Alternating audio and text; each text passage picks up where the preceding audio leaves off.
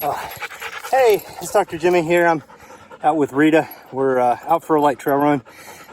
We want to kind of talk to you today about using some wearable tech to prevent overtraining. It's one of those things that I learned really well this weekend. My ego kind of got in the way and ended up with a longer recovery period than what I was absolutely hoping for.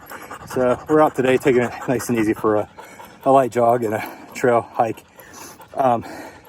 But my knee, I'm coming off of a long-term injury, about 6 months of not being able to get out and run and hike or do much for the last 6 months due to a right knee injury. And that's finally starting to get a lot better. I'm close to 100%. And last couple weeks I've been out running. But Saturday, I met up with one of my buddies and we went down to Stonewall. Got a nice 8-mile run in. Heart rate stayed up. I'll show you the biometrics off that run here towards the end of the video. So did well. Now I started out the day with about 100% body battery. After that run, it dropped down. I think it was around 30, and then even during the night, pushed the limits a little bit too hard, and it didn't come up as well as I was hoping it would.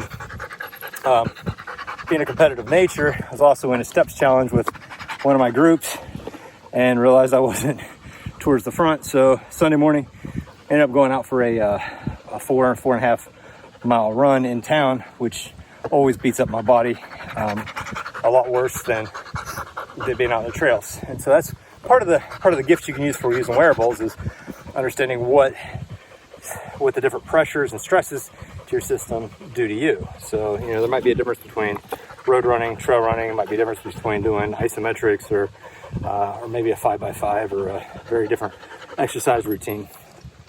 But anyway, ended up knocking out 4.5 miles the next day, and stress dropped down from about a 50 in the morning down to about 30 again. And stayed that way. Monday was very poor. I was very tired at work. And then it actually took me to about Tuesday morning to fully recover. Again, I want to show you those markers here at the end of the video. But, the big thing is having some kind of device. I use their Garmin, there's Fitbits, there's all kinds of devices out there that you can use to monitor your stress and, more importantly, your stress response. Because a lot of us use it for sleep and understanding how your body responds to different stimuli. But really, it can be a very valuable tool to make sure that you don't train when your body is not ready. In some ways, you want to push and grow, but you don't always actually want to do that, especially when your body is not able to recover as fast. So, all right, so here's the data I was talking about. This is from my Fenix 6 Sapphire. Been using it for over a year now. Before that, I had the Fenix 5. This actually has the body battery information. You're going to see most days here I'm going to hit about 100 or pretty close to 100. There's a few days where I'll go in the 80s upon waking. And this gives you a good idea of recovery, stress during the day, and then recovery back up. And you'll see here, this is last week, Monday through Friday. It was a pretty typical pattern of nice recovery, some stress during the day, but recovered pretty well.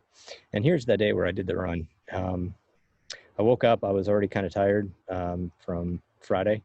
Didn't have a real good battery, but then I basically depleted myself as low as possibly could be with body battery down here after that longer run.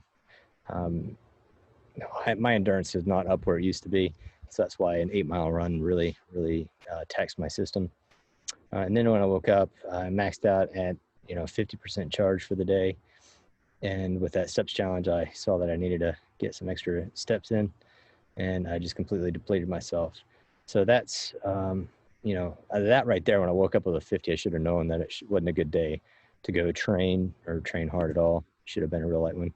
Now, even Monday, had a decent recovery, but woke up at 81. That's still in that low range if you look from earlier in the week and if you look at some of the other data we had before.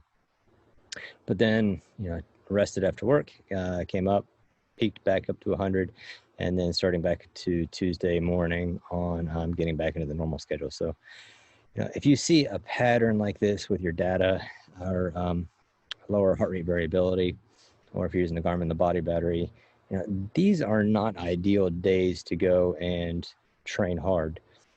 I looked at that because this was one of the nicest days we've had in a couple of weeks, so I wanted to make sure I was outside, but probably should have dialed back a good bit. If you have questions about how to get the most out of wearable technology and looking at your biometrics to use that to optimize your life, check out my webpage, alphaemerged.com.